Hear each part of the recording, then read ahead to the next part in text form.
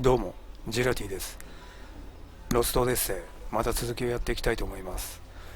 前回ですね、一番最後に、千年の夢が始まってしまったところで、終わらせてもらいましたね。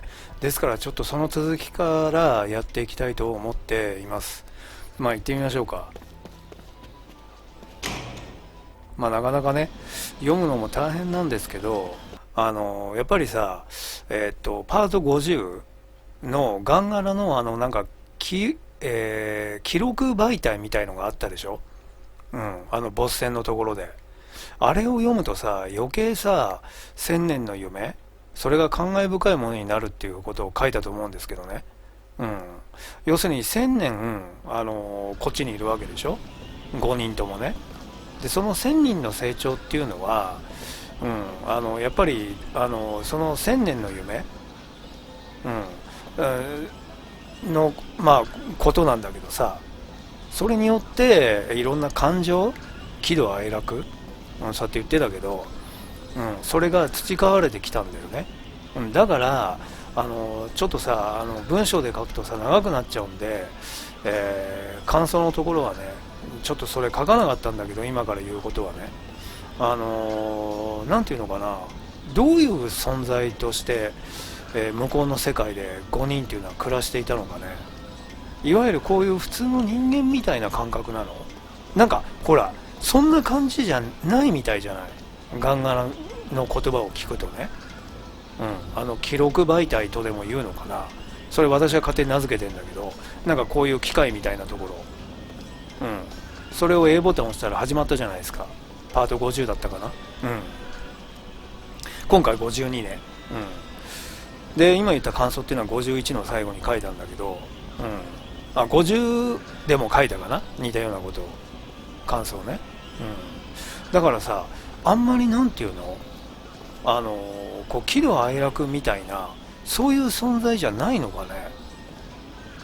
そのね、カイムたちがいた世界っていうのはちょっと分かりませんけどね。だからいろんなほら、怒りだったり悲しみだったりいろいろあるでしょ。リルムの件だったり、あと今までいろんな千年の夢で語られてきたいろんな出会いや別れ、そういったことについても、いろんな感情が生まれるじゃない。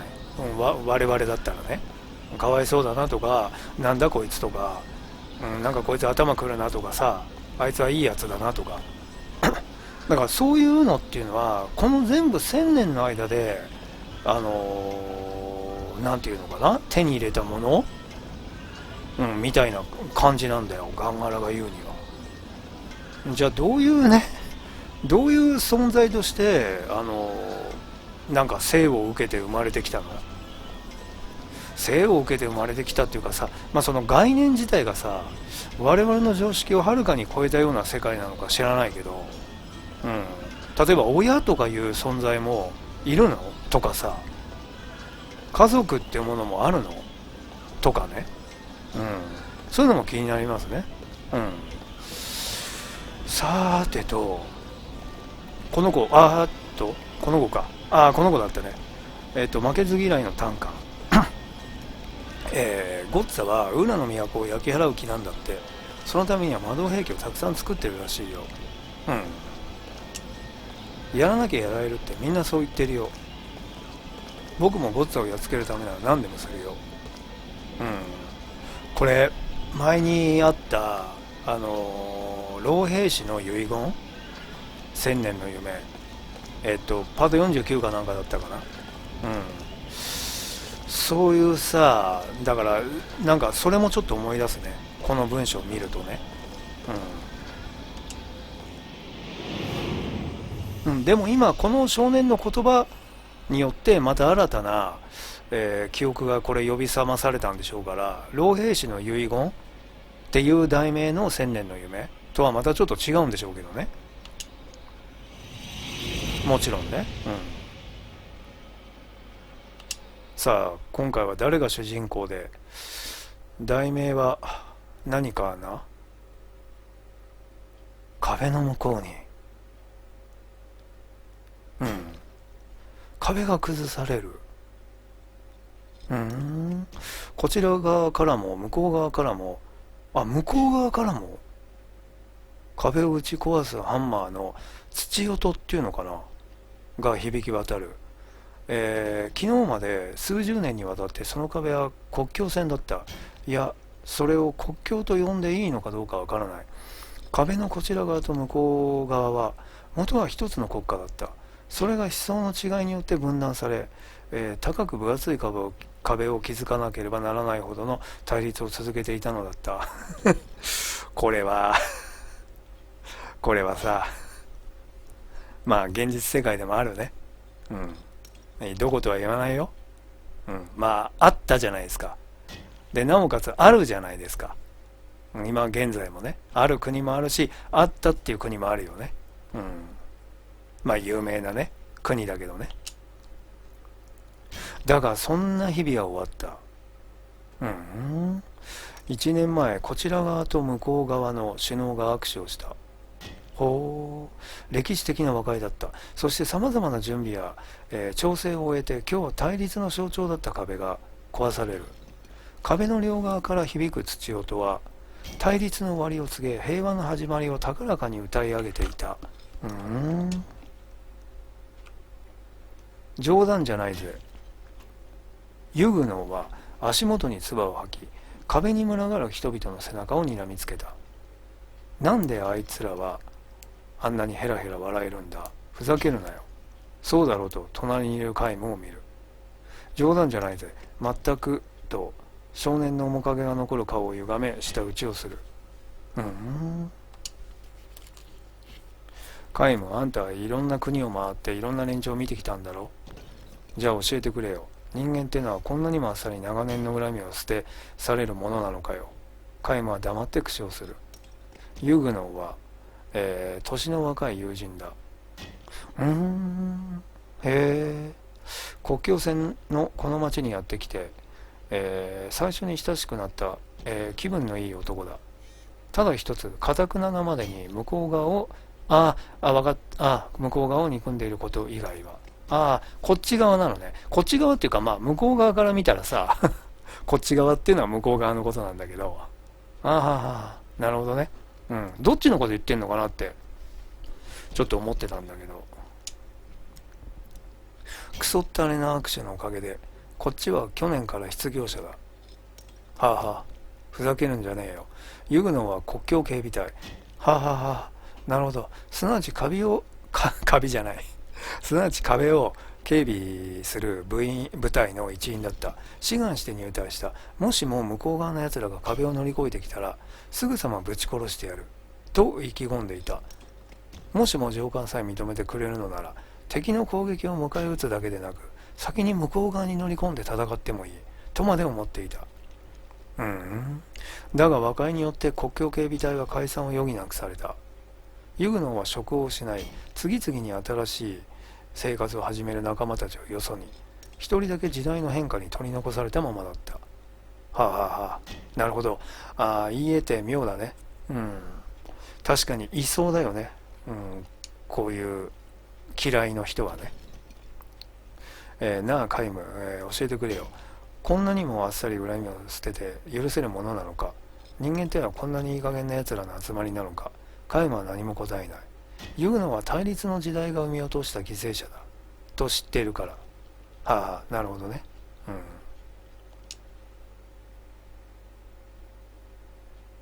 まだ青年、いや少年と呼んでもいいユグノは子供の頃から徹底して向こう側を敵とみなす教育を受けてきた。なるほどね。まあただほら仲間も、なんていうの、まあそういうことなんでしょうけど、でもほら前を向いて生きていかなきゃしょうがないじゃないですか。いつまでも恨んでても自分の生活もあるしね。だからあっさりその精神を捨てたかどうかはわからないけど、前を向かなきゃいけないわけなので、みんな仕方なく受け入れてね、次々に新しい生活を始めているんだろうけど、ユグノはそうじゃないみたいね。気をつけろ。向こう側がいつ攻めてくるかわからない。気をつけろ。向こう側のやつらは冷酷で残忍な連中だ。そう教わってきたのね。気をつけろ。万が一向こう側に攻め込まれて町を占領されたら、家々は焼き払われ財産は奪われ男たちは一人残らず殺されて、女たちはひどい乱暴をされてしまう。気をつけろ。奴らが攻め込んでくるのは決して遠い未来ではない。3日後かもしれない。明日かもしれない。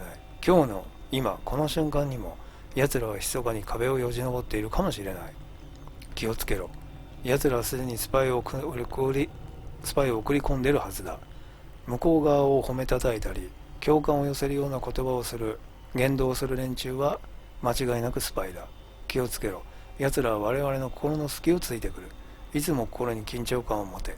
いつでも剣を抜けるようにしておけ。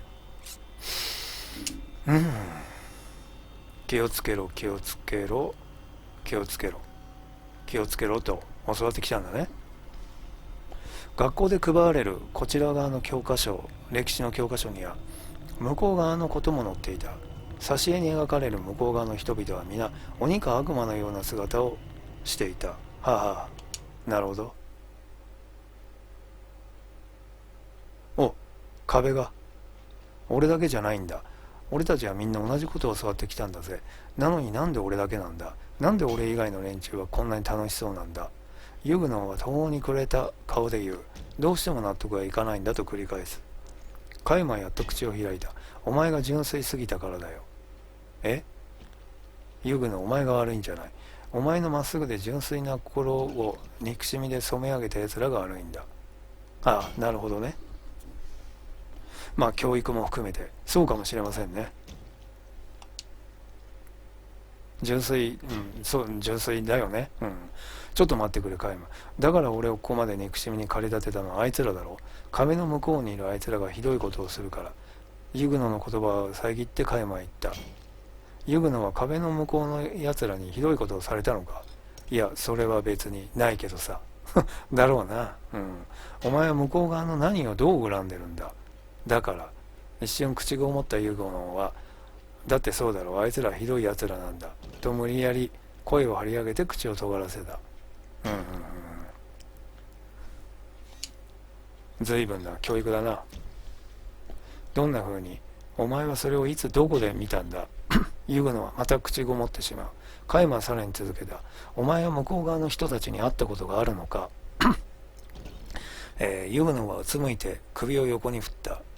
カイマは苦笑して、俺はあると言った。鬼でも悪魔でもなかったぞ。向こうの人たちは、それはそうさ、もともと同じ国だったわけだし、たとえ国がどうだろうと、人種や民族がどうだろうと、人間は人間だ。お前と同じ人間だよ。ユグノは黙ったまま、うつむいた顔を上げない。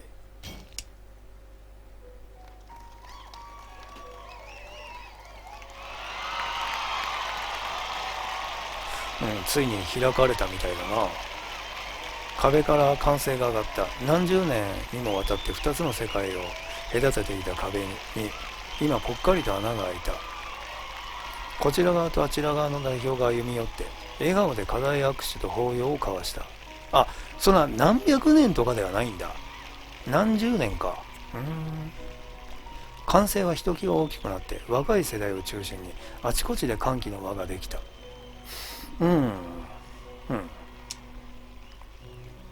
おおむねみんなよく思ってんのかな。ねえカイム。ユグノは足元に伸びる自分の影を睨むように見つめて、俺はこれがどうすればいいんだよと言った。今まで憎むことしかしてこなかった。あいつらのことを憎むしかできなかった。とにかくユグノが今回の主役ですね。カイムはユグノの肩を軽く叩いて、今から始めればいいんだと言った。できるかな。できるさ。カイムは知っている。こちら側とあちら側が一つの同じ国だった頃の姿を。ああ、なるほど。だろうな、カイムなら。優しい国だった。決して豊かではなかったが、思いやる心を誰もが持った幸せな国家だった。人間は変われるんだ。ほらユグノを見てみろ。みんな楽しそうだぞ。ユグノはためらいながら顔を上げた。壁の周りでは祝宴が始まっている。踊る若者、歌う若者、乾杯をする若者、語り合う若者、みんなかつてはユグノーと同じ教育を受けてきた仲間だ。もちろん向こう側でも同じような教育が行われてきたはずだ。ああ、だろうね。どうだ、鬼は悪魔だったか。ユグノーは首を横に振って肩の力を抜いた。ねえカイム、俺は何のために今まであんなに。わかるよとカイムはまたユグノーの肩を叩いた。人は変わるんだ。人は変わるんだ。憎しみから愛にも変わるし、愛から憎しみにも変わる。そうカイムは知っている。あれほど一つにまとまっていた国が、激しい内乱の末にこちら側とあちら側に分かれてしまった日々のことも。もう変わるなよ、カイムは言う。ユグノーだけでなく満面の笑みを浮かべる若者すべてに。あれは持ってんのは剣なのかな。右がカイムなのか。一人の少女なのかな。一人の少女がおずおずとユグノーに歩み寄ってきた。あの影は少女なのか。向こう側。向こう側の少女だ。手にクッキーの乗った皿を持っていた。よろしかったら食べてもらえませんか。今朝焼いたんです。ハート型をしたクッキーだった。ほらとカイムに笑顔で促されて、ユグノは顔を真っ赤にしてクッキーに手を伸ばす。ありがとう。恥ずかしそうに礼を言ってクッキーをかじる。ありがとうって言えてんならいいんじゃない。どうですか、美味しいですか。ユグノは真っ赤な顔をさらに、赤く染めて美味しいよと言った。最初の一歩だね。青空を白い鳥が飛んでいく。なんか画面が白すぎて目が痛くなってきた。向こう側からこちら側へ、こちら側から向こう側へ。最初から国境なんてなかったんだよと人々に教えるように、白い鳥は気持ちよさそうに大空を待っていた。短い。今回は短すぎる。これぐらいな方がいいな、長さね。まあでもこれもね、カイムはこうやって諭すように言ってる場面っていうのが、あるんだよ。千年の夢でね。あるいは諭されるようなことだとか、なるほどなって思うようなことを投げかけられたりとか、すごい年老いた老人おばあさんとかに。だからそういうこの千年培ってきた感情、だからそれが向こうの世界ではない、今までなかった感情みたいな、喜怒哀楽というのかな、みたいなんだよね。まあいずれ向こうの世界っていうのはどういう成り立ちになってんのかとか、いろいろね分かってくるんだろうけど、今の段階では分かりませんね。私もね、まあ当たり前だけど、白い鳥は国境関係ないからな。どっちにしても鳥はいいんじゃない。今回は誰も死なずによかったな。遠い過去の狭間で記憶の彼方に置き忘れていたものを見つけた。そうなの。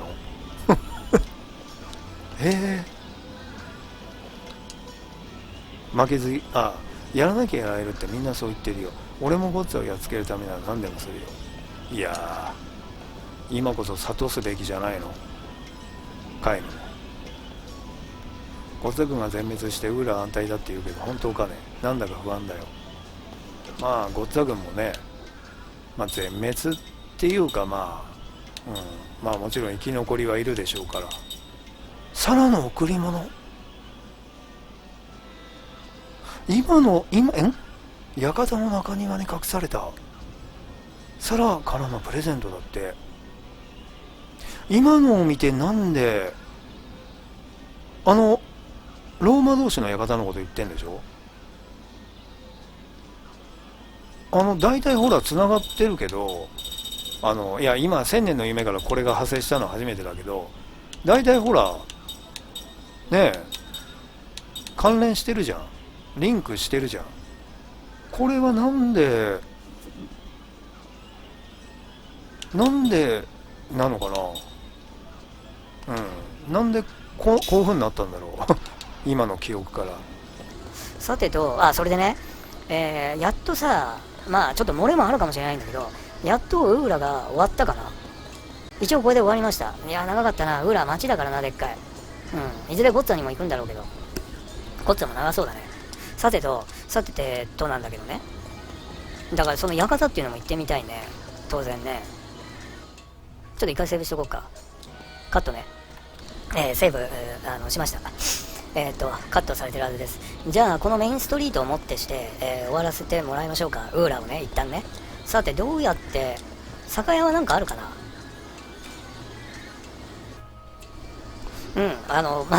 軽く、2階建てになってんだけど、1回しか回らなかったんですけど、何も変化はなかったですね。だからカットしよう。どうやってワールドマップに出ようか。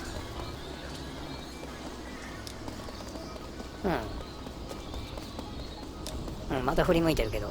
待てよ。これ、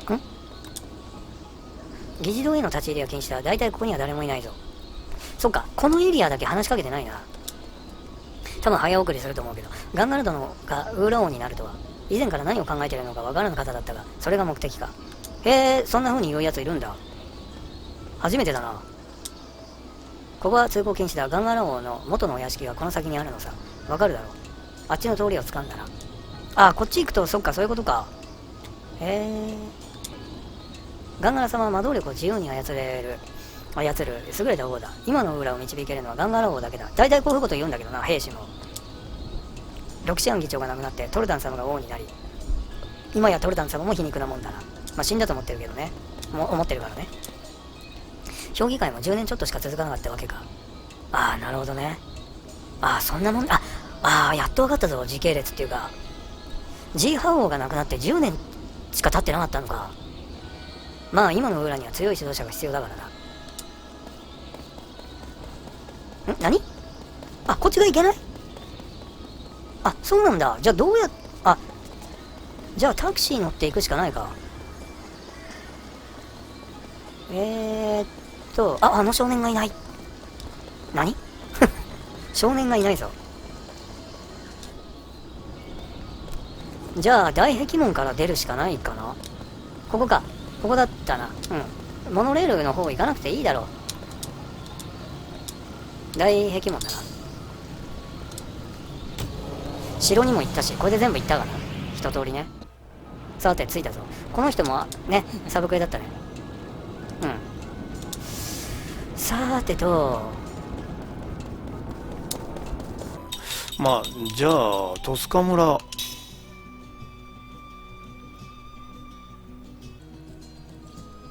夢が始まりそうだな。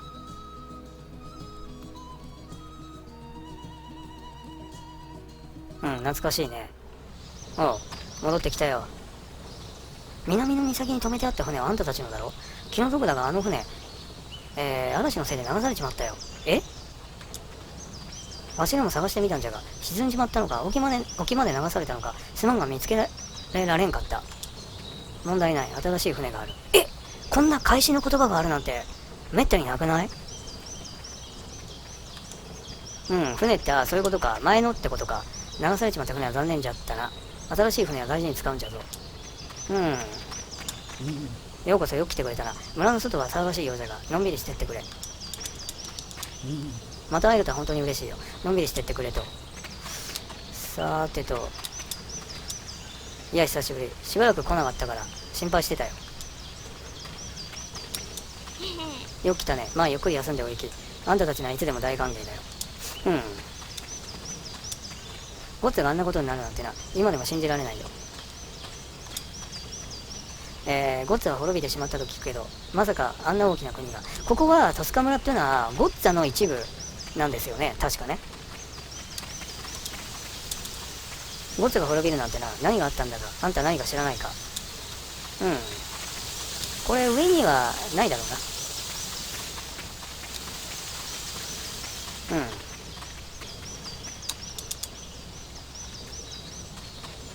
なんか夢とか始まりそうでビクビクしてるけど、僕の友人覚えてますか？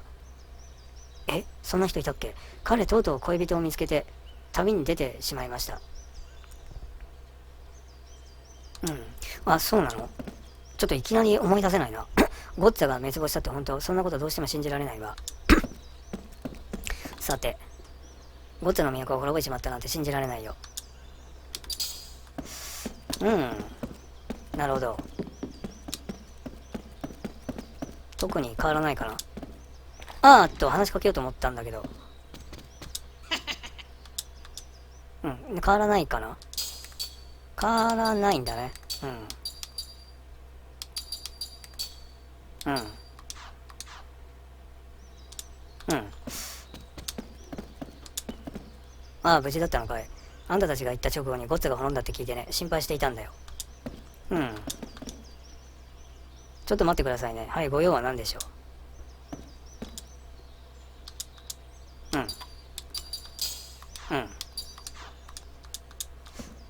特に、サブクエだとか、トレハンメモとか、始まる雰囲気は、なさそうだね。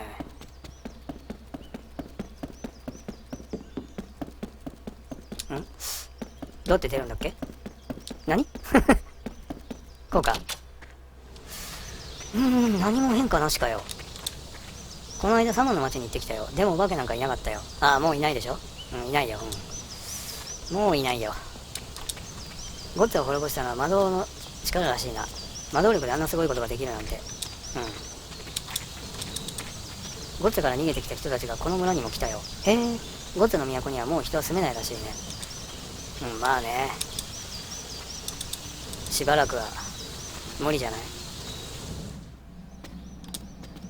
おう、無事だったか。ゴッツに行った時で心配しとったよ。お兄ちゃんは薬持ってきたよ。あ、またお兄ちゃんをベッドにいない。お兄ちゃんあの裏に隠れてんじゃなかったっけ？あ、ここピボットが行ったとこだったっけ？違うか。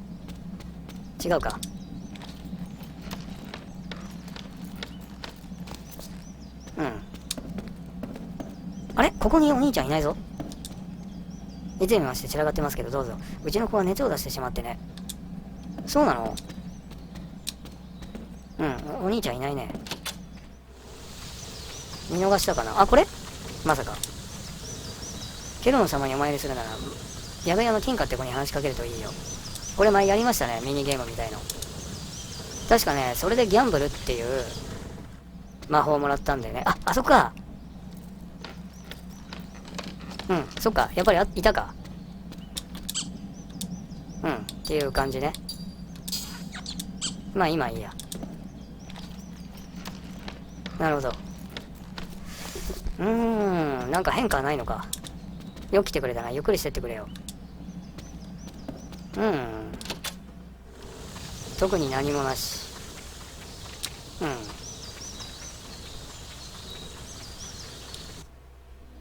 っていうことか。そっか。トスカへ来てからこことかだったんだな。ここ久々に行ってみようか。今日何も進んでないぞ。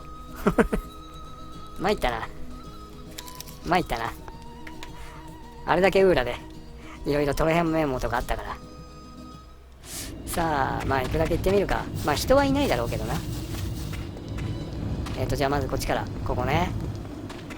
懐かしいな。ガンガラとの一件でね、いろいろあった場所ですね。あ、そこに宝箱あるけど、前に取りましたね。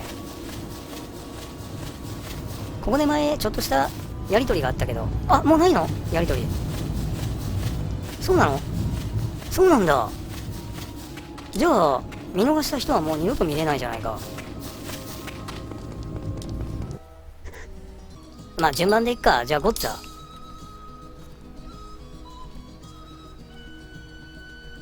まずいな。何もしてないぞ、今回。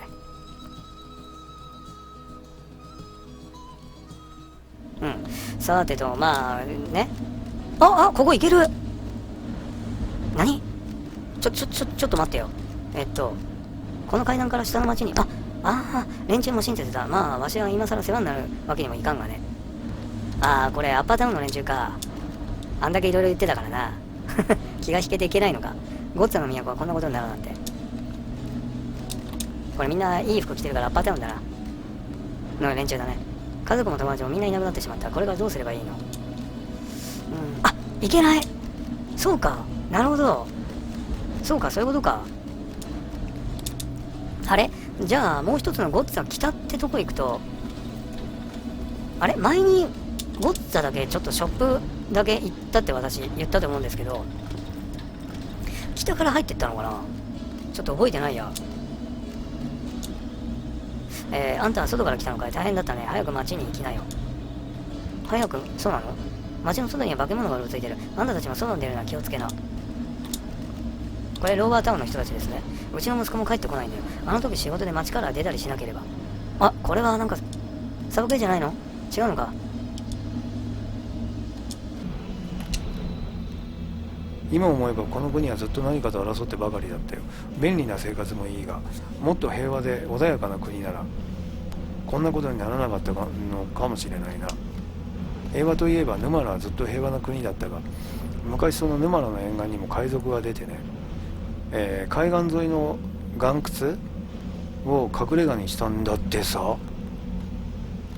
なんかこれなんかね、気になるね。海岸沿いの岩窟、結局は盗伐されたらしいけど、今も海賊の宝はそこにね残ってるらしいぜ。これは来たね。沼野の海岸の段丘の岩窟、に昔の海賊の宝がある。とんでもないことになったな。ゴッツ王も兵士たちもこの氷にやられたそうだぜ。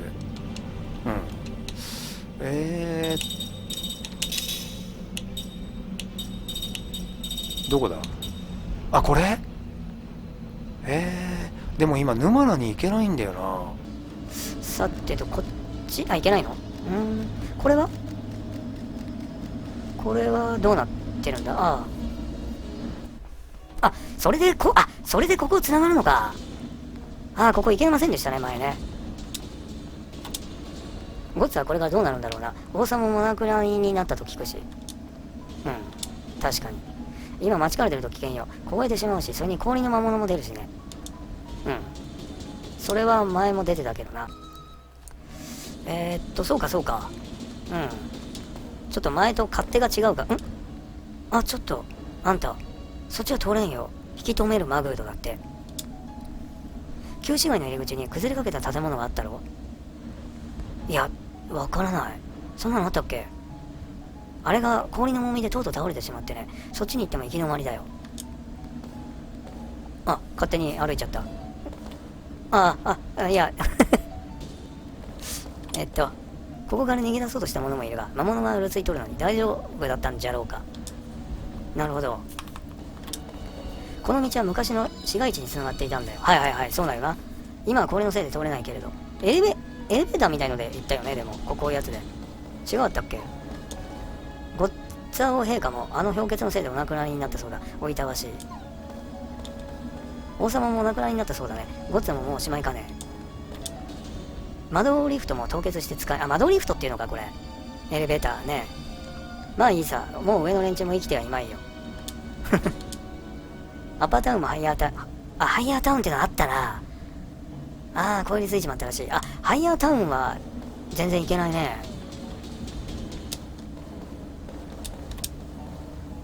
いや、いらっしゃい。街はこうちまったけど、うちは何でも揃ってるよ。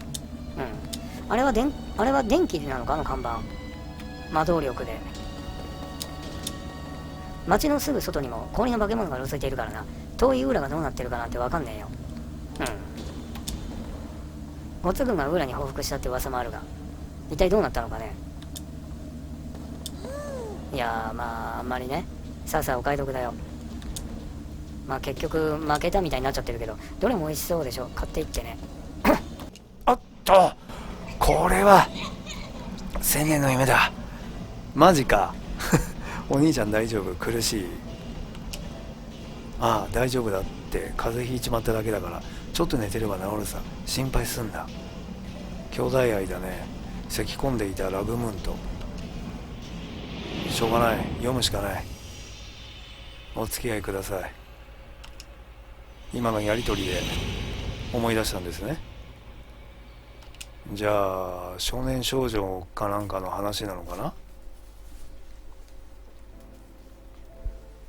今回は誰が主人公だろう。なんか命がどんどんなくなってってんの？命の順位。そういうこと。悪い病気が流行っていただって。突然発病する。その仕組みは遺伝子やホルモンに関わっているのか。患者は男性に限られている。病気に侵されると高熱と激しい頭痛に襲われ、あっけなく死に至る。はあ。ただ幸いなことが2つある。一つは一度かかってしまうと再び罹患する恐れはないということ。へえ、なるほどなるほど。免疫ができるのかな。体の中に書いてあるか。免疫が出来上がるのだ。二つ目は極めて有効な薬があるということ。高地に生える植物を主成分に、成分にした、丸薬っていうの、丸薬、丸薬っていうのかなが、右の下の絵か。予防と初期の段階ならば治療にも大いに有効なのだ。ならばと人は安心するだろうか。もう病気に恐れる心配はないじゃないかと。だが世の中は皮肉の巡り合わせを人々に突きつける。予防と初期治療の特効薬になる高山植物は絶滅寸前と言ってもいいほど希少なものだった。つまり薬が足りない。国民全員に薬が行き渡ることはありえないのだ。全ての人を救うことはできない。けれど薬によって助かる人もいる。争いが起きそうだな。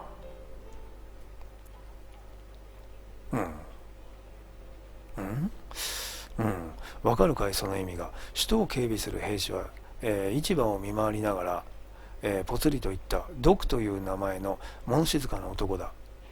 これが主人公か。カイムは路地の一本一本に鋭い視線を向けながら、獣医が作ってことかと言った。そうなんだ。ドクはうなずいた。予防薬を配布する優先順位がつけられる。ということは俺たち一人一人に国家にとって必要な国民とそうじゃない国民の烙印が押されるっていうことなんだ。首都警備兵は薬の配布される順番がかなり早かった。なるほど。それだけ国家にとって必要な国民であるということだ。それはそうだよな。俺たちがわたわた倒れちまったら首都の秩序はあっけなく崩壊する。俺たちはいつだって健康そのものの体で首都を守らなくちゃいけないんだ。なあカイム、そうだろう。それがお国のためってやつだ。まず最初に王の一族が薬を含むっていうのかな。次に王族を守る衛兵たちだ。3番目が政治家、の連中で、それからこの国の経済を牛耳る財界の連中、警察や消防のやつら、医者、その次に俺たち首都の警備兵に薬が配られて、そこいらの普通の連中には行き渡らないってわけだ。ドクは最後の一言を吐き捨てるように言って、カイム、あんたはどう思うと聞いた。国民に、人間に順位なんてつけていいものなのか。いいはずがない。理念では迷う間もなく答えられる。だが現実を考えると仕方ないだろう。ぼそっと目をそらしたまま答えるしかない。仕方ないか。ドクは不満そうにオウム返しにつぶやいて、そりゃそうだよな。仕方ないんだよなと自分に言い聞かせるように続けた。実際他に手立てはない。難しい選択だよな。でもこういうのはな。この市場の連中だって、病気のことは知っている。カイムが言うとドクはその通りだとうなずいた。死の恐怖は駆られた人々がいつ暴動を起こしても不思議じゃない。全くもってその通りだ。俺たちがこうやって街を見回っているからかろうじて平和が保たれてる。わかるよ、それは。もしも俺たちが倒れたら人々はかえって命の危険にさらされる。国民全員に薬を含ませることが、できないのなら被害や影響を最小限に食い止めるにはどうするかを考えるしかないだろう。カイム、あんたの言う通りだ。100点満点の回答だよ。見事なもんだ。言葉の端々にトゲがある。カイムはそれに気づいて黙り込む。ドクの言葉のトゲにはチクチクと刺す、びっくりした。皮肉の痛みだけではなくやりきれない悲しみを潜んでいたから。二人の前を子供たちが笑いながら駆けていった。みすぼらしい身なりをした子供たちだ。市場の裏にあるスラムからゴミ同然の野菜くずを拾いに来たのだろう。なあカイム。遠ざかる子供たちの背中を指さしてドクは一つ聞いていいかいと言った。あの子供たちは国家にとって必要な国民なのかな。さっきの子供たちのこと、この子供たちとカイムは思い出したんだね。カイムには答えられない。答えが分かっているからこそ沈黙に逃げ込むしかない。そういう種類の問いかけだった。その沈黙を苦笑交じりに受け止めてドクは続けた。カイムはあんたの理屈でいくと、あの子たちは病気にかかって死んでしまってもしょうがないってことになる。少なくても、あの子たちより俺たち警備兵の方が先に薬を含む資格があるってことになる。そうだよな、カイム。あんたが言ってるのはつまりそういうことなんだろう。違うとは言えなかった。再び沈黙を受け止めたドクは、誤解しないでくれ。あんたを責めてるわけじゃないんだと言って、ただとさらに続けた。人は誰でも誰かにとって必要な存在なんだよ。あの子たちも国家から見ればただの貧しい邪魔者に過ぎないのかもしれない。でもな、あの子たちの親から見ればかけがえのない、何をしてでも守り抜きたい命なんだよ。そうだろう。優しい男だとカイムは思う。もしかしたら兵士としては致命的なほど優しい。城の方から大きな鐘の音が聞こえた。町を巡回する兵士たちへ緊急招集の知らせだった。どうやら薬が届いたらしい。さあ戻ろうとドクは気を取り直して、さあ戻ろうとドクは気を取り直したように明るい声で言った。俺たちの命を救って国家を守ってくれるありがたい薬を喜んでいただこうじゃないか。悲しみに満ちた言葉のトゲがカイムの胸を刺した。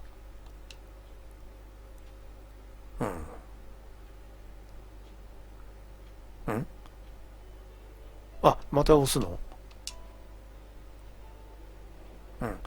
ドクが脱走の計画を打ち明けたのは翌日のことだった。カイム、お前にだけ話しておきたいんだ。二人で市場を見回りながら言った。脱走が厳罰だってことは言うことは分かってる。逃げおせる自信なんてないし、捕まれば軍法会議にかけられて間違いなく死刑だ。それは覚悟しているという。だからこそ皆無に脱走の目的を伝えておきたいと続ける。国は軍を裏切るわけじゃないんだ。ただ俺はどうしてもこれを届けなくちゃいけないんだ。そう言って開いた手のひらの上には昨日支給された丸薬っていうのかな、薬が乗っていた。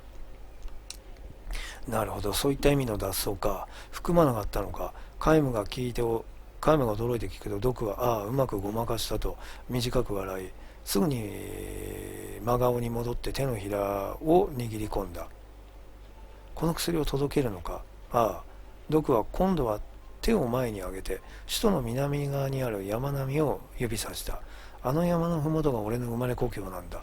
女房と子供がいる。息子はまだ5歳のガキなんだ。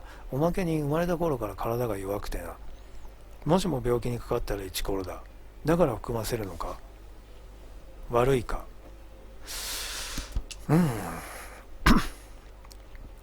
ドクの視線に、いすくめられてっていうのかな。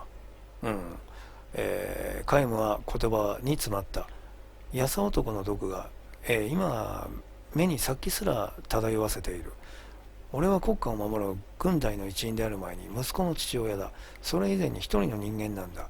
命に順位をつける物差しになるのは国家にとって必要かどうかなんじゃ国家にとって必要かどうかなんかじゃない。俺は俺にとって必要な人間の命を救いたいんだ。それが一人息子だった。ドクの眼差しはさらに強くなる。目が赤く血走っているのが覚悟の証だった。今すぐ出かければ、明日の朝の点呼までには兵舎に戻ってこられる。息子に薬を含ませたらすぐに戻ってくる。だから頼む。それまでは騒ぎ立てしないでくれ。いや、しかし逃げ切れるかどうか自信はないさ。でもこのままだと本当に息子は病気で死んじまうんだ。でも薬があれば助かる。だったらどんなにちっぽけな可能性でも挑戦するしかないじゃないか。今病気にかかってはないんでしょ殺されるぞ。捕まると構わない。俺自分にとって誰よりも必要な相手の命を救うためにやったことだよ。胸を張って殺されてやる。もしもお前自身が病気にかかったらどうするんだ。そうなったら運命さ。ドクは笑う。運命までは人間にはどうにもできない。でも人間としてやれることはちゃんとやりたいんだ。だからこそ毒はカイムに計画を打ち上げたのだった。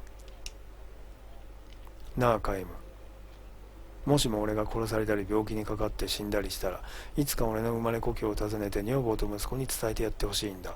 お父さんは軍隊が嫌で脱走したわけじゃないんだ。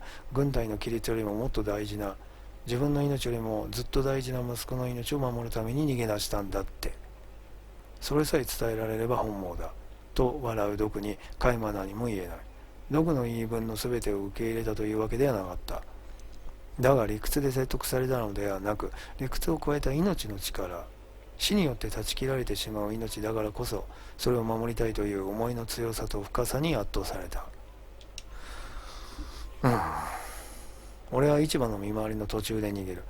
頼む会も見逃してくれ。ほんのちょっと目を離した隙にいなくなったってことにしてくれ。黙ってうなずくしかなかった。限りある命を慈しむ者の心の中には終わりのない命を持ってしまった者がどうしても踏み込めない場所がある。なるほど。それを認めた。なるほど。通常者と不死者の違いですね。二人は市場の外れまで来た。じゃあ悪いけど。毒が人混みに紛れて市場の出口に向かいかけた。その時だった。路地から子供が飛び出してきて、みすぼらしい身なりの女の子。昨日二人の前を走り去ったスラムに住む少女だった。さっきのね。ひどく焦って泣いていた。キョロキョロと辺りを見回し、カイムと毒を見つけると、兵隊さん助けてと駆け寄ってきた。どうした？なんかだんだん見えてきたな。どうした？毒が来と、少女は周囲の人々に警戒するように二人の手を引いて路地に逃げ込み早口に言った。お兄ちゃんが病気にかかったの。高い熱を出してブルブル震えてるの。このままだと死んじゃうよ。だと思ったよ。カイムと毒は顔を見合わせた。親はどうした？親はいないのか？カイムが聞いた。少女はいるわけないよと泣きながら訴える。父ちゃんも母ちゃんもとっくに死んじゃって、あたいとお兄ちゃんしかいないんだ。お願い兵隊さん、お兄ちゃんを助けてください。いや、これは困ったな。毒は、いやしかしと逃げ腰になってすがるようにカイムを見た。カイムは少女の前にかがみ込み、目の高さを合わせて、お兄ちゃんはいつから熱を出したんだと聞いた。ついさっきなの。ついさっきか。野菜くずを拾いに行こうとしては急に倒れて。間に合うんだな。じゃあ渡せば。まだ発病して間もない。特効薬が有効な時期だ。やっぱり。しかしもちろん特効薬はスラムの子供たちには行き渡っていない。ガリガリに痩せた少女の様子からすると、兄の方もろくなものを食べていないのだろう。栄養の行き渡っていない体を病魔はあっという間に蝕んで命を奪ってしまうだろう。少女は病気にはかからない。だがたとえ病魔に直接襲われなかったとしても、たった一人の家族を失った幼い少女は誰からも守られることなく、遅かれ早かれ両親兄と同じ運命をたどってしまうだろう。そういう少女が何人いるんだ？ねえ兵隊さんお願いします。お兄ちゃんを助けてください。お願いします。少女は大粒の涙をポロポロと流して訴える。カイムは黙って小さくうなずいた。ゆっくりと立ち上がり、剣の、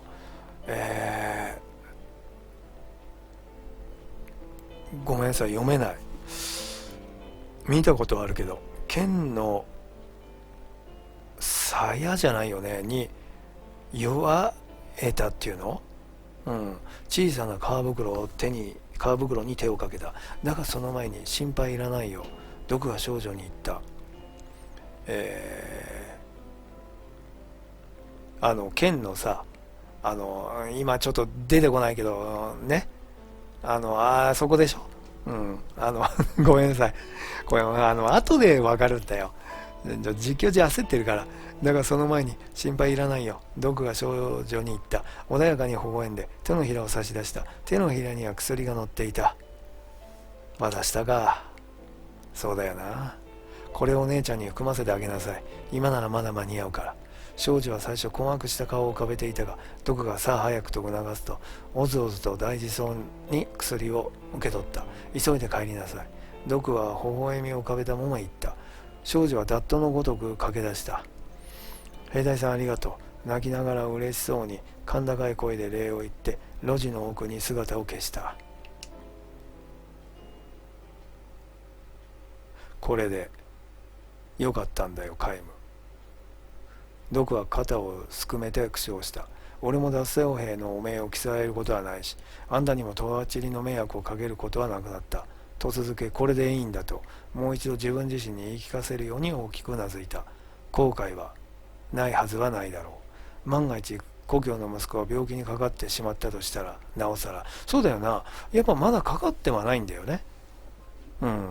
だがドクは目の前で泣いてる女の子を見たらどうしようもないよなとサバサバした口調で言って、息子だって分かってくれるさとまた大きくうなずいた。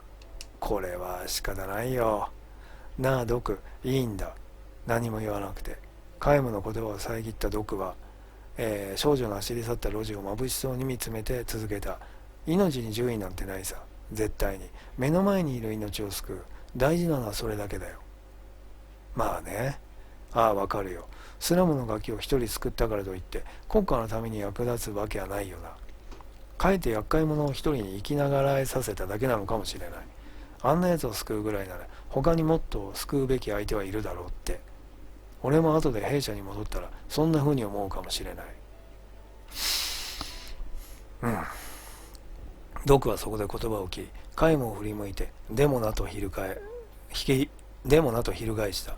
でもなカイム、俺は思うんだ。目の前の命を救うことは人間の本能として組み込まれているんじゃないかって。国家のためとか、国民のためとか息子のためとかそんなのは後から学んだ順位なのかもしれない。俺は兵士としても父親としても失格だけど一人の人間として正しいことをしたんだと思うんだ。ドクはそれだけ言って皆無の返事を待たずに歩き出す。理屈っぽいことを並べ立てて少々照れているのかもしれない。だから皆無はわざと笑って酒場に誘う時のように軽く声をかけた。ようドク、忘れ物だ。は剣の出だ読めないぞこれ。なんだっけ、ほら唾、剣の唾、剣の唾なのかなに弱えたっていうの、皮袋。とにかくくくりつけてあるってことでしょ。さっきの途中で終わった指の動きを今度は最後まで。袋から取り出したのは小さな丸薬だった。おい皆無、それ含まなかった。病気で命を救うことが決してありえない皆無にとって病気で命を失うことが、そうだよな。だから取ってたんだね、もらってでも。命を失うことが決してありえない皆無にとってこの薬はそもそも全く必要のないものだったのだ。もちろんそれをドクに話すつもりはない。そっか、皆無は何者なのか知らないのか。ドクは話しても1000年の生を本気にしてもらえるとも思っていない。ドク、お前には家族がいる。守りのきたい命がある。それは本当に素晴らしいことなんだ。カイマはさっきドクがそうしたように薬を乗せた手のひらを差し出して羨ましいよと笑った。おい、羨ましいよ。カイムはカイムが言ったってことか。笑ったってことか。羨ましいよと。いや、おいカイム、だったらあんたにだって。俺には家族はいない。微笑みを深めた。寂しさとぬくもりの入り混じる笑顔を受け止めたドクは黙って薬を受け取った。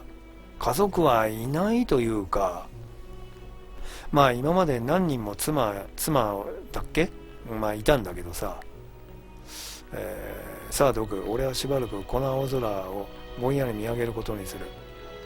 息子のもとへ行くのなら今のうちだ。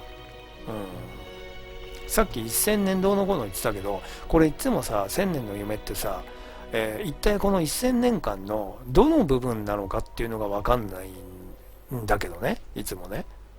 でもこれに限ってはあれだね、1000年っていうことは1000年なのかな。じゃあそんな昔の話じゃないっていうことなんだね、多分ね。じゃあここ最近どっかの国でこういうことが起きてたわけ？病気の。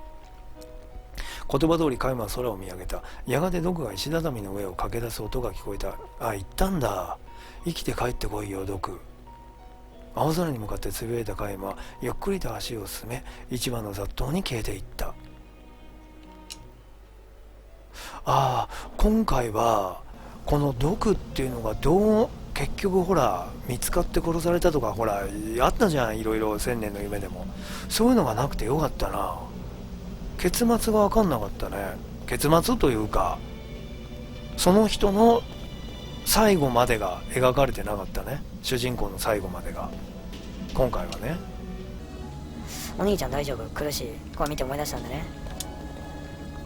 お兄ちゃん大丈夫？ああ、大丈夫だって。風邪ひいちまっただけだから。ちょっと寝てれば治るさ。心配すんな。これ名前なんだっけ？あ、心配そうなティッシーや。今の兄弟大丈夫かな？ゴッツァの誇る鉄と魔導の都もこれまでか。魔導とは恐ろしいものじゃの。震えてるミナーシャ。王様に立ってるだけで凍えちまうよ。早く建物の中に入らないと。建物の中も寒くて今じゃ霜がついてる。こうして外にいるよりはマシじゃがな。そりゃそうだろうな。これちょっと後で入ってみようか。さてこっち側のエリア行ってないね。あんなに栄えていたゴッツァが氷なんかで今でも信じられねえよ。さてとここにさはしごがあるんだけどさ、何のためにあんのかなって前にも言ったんだけど何もないんだよな、降りてっても。これ前のサブクエの人ね。ママいらっしゃい。うちのこの手紙を届けてくれてありがとうね。あんたも家族を心配させるんじゃないよ。これゴッツァの難民キャンプ、からこの人に手紙を届けたんだよね。もう飲んでなきゃやってられねえよな。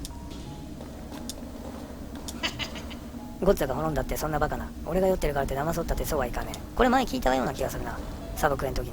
前言ったのこいつすっかり酔っ払っちゃって。サブクエがあるかもしれないと思うとみんなに話しかけないとな。やれやれ、すっかりこの通りも寂しくなっちまった。まあこんなに寒くては仕方ないがな。アッパータウンはどうなってるのかね。見に行くこともできないらしいけど。いらっしゃいませ、ご注文は。そっか、この人にも話しかけられたんだっけ。ダメか。あれ前今話しかけられたの。今日も寒いわね。パン屋か。出来たてのほかほか蒸しパンはいかが。ここに関東兵いたね。関東兵っていうか関東。サブクエじゃない。まさか千年の夢じゃないな。あれお前まさか不死家の知ってんのか。まあいいや、もう何もかもどうでもいいよ。俺の仲間たちはみんないなくなっちまった。ウォール高原で死んじまったやつもいるし、その上今度はこの氷だ。ウォール高原ね。お前本当に不死家ならウォール高原に落ちているはずの関東族の風見の品を持ってきてくれよ。ウォール高原って行けんの？俺だってそれならあいつの死に少しは納得できるんだがな。カイム、どうした？まさか引き受ける気か？やめときなよ。ウォール高原はあの後大きな地崩れがあって戦場の後も全部埋もれちまったって話だよ。そうなの？それは関東兵の遺品の一つぐらい戦利品として持ってるやつがいるかもしれないけど、そんなの見つけるのはまず無理だよ。そもそもウォール高原の惨劇はあんたの責任じゃない。ガンガラの野望とグランドスタッフの暴走が原因なんだ。そうだね。気にすることはないよ。だからこういうことを言ってんだよ。カイムは前にね、サマンの町かなんかの宿屋でやっぱ何かのために取っといてよかったな。そして償わなければならない。俺が見てきた死は俺がもたらしたものかもしれないだろう。これね。つまりさ、止めることもできたんじゃないかってわけだよ。カイムはね。不死者ならね、不死者なりのね、いろんな手を使ってね。要するにさ、その時は私分かんなかったけど、これだいぶ前だったし、さっきのもでパート50ぐらいでやっと分かったけど、ほらこっちに世界にさいろんな調査とかそういう目的で来たわけでしょ、5人揃ってさ、だけどよく考えてみたら5人っていうのは自分たちの、記憶なくしていたとはいえさ、なくしてたからしょうがないんだけど、なんていうのかな、普通のここの住民みたいな感じでこの世界のね、家族を持ったりだとか、仕事を見つけながら傭兵やったりとか海賊やったりとかいろいろやってきたわけでしょ、女王をやったりとかミンは。だからガンガラのいろんなことが分かってたんだからさ、記憶がないよ、ないから無理なんだけど、だから止められたかもしれない。止められるんだとしたらガンガラ以外の4人がガンガラを止められたかもしれない。だからこの1000年間で起きたいろんなことっていうのはね、自分の責任かもしれない。ガンガラがかかっているものであればね、そういうのもカイマはちょっと胸にあるわけだよね。ちょっと待てよ、ボール高原で死んだ仲間たちには墓さえ、これそうそう、これは聞いたことある。せめて形見でもあれば。そっか、こういうこと言ってたのか。ちょっと待て、ウォール、そっか、これ何も乗らないんだもんな。どうやってウォール高原に行くの？寒い、感動とか寒さに強くて羨ましいな。さっき誰かが持ってるかもしれないとか言ってたな。ローアトムの人間は氷ごときには負けん。そこのくらいの寒さ、かえって気分がいいわい。ここはもう栄えいけないんだな。あと関東兵がいるってなると、ゴッツァの魔導列車のとこにもいたけど、今それ行けないでしょ。ってことは、あとゴッツァの難民キャンプにもいたね。じゃあ難民キャンプに行けばいるかな。じゃあちょっと長くなっちゃったな。まさか2つ読むとは思わなかったな。早送りだとかカットとかしながらと言ってもだいぶ長くなっちゃってるだろうな。で次回はこのマンションからやっていこう。でゴッツァにちょっと行ってみよう。いい線いってると思わない？私の考え。他に関東兵がいるとこってその 2箇所ぐらいしかないんだよ、魔導列車。今まで見たものだとしたらね。あと難民キャンプの右上の方にいた。なので次回行ってみよう、ここ行った後にね。またここって言ってもさ、マンションいろいろさ住民が結構いたから、今でもいるんじゃない、それなりに。話すだけでも結構時間かかるから。では今回はこの辺にしておきましょう。今日何もやってないんだけどさ、戦いもさこういうこともあるよね。では今回もご視聴いただきありがとうございました。